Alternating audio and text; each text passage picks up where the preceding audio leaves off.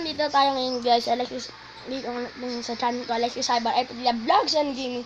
At ngayon dito makikita ang mga grade ko. Ayan o, Padilla, Alexis Cyber, yung ko. Yan, grade 5. Teacher in charge, Miss Karen G. Bandulin. Si Michael Skilop Marila.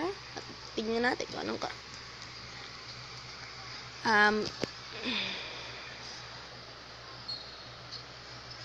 Sa first quarter ng Pilipino, 88-87. Sa English 83-83, sakto lang. At yung math, sa first quarter kasi, madali-dali lang, yun humirap. Kaya nag-82 na lang.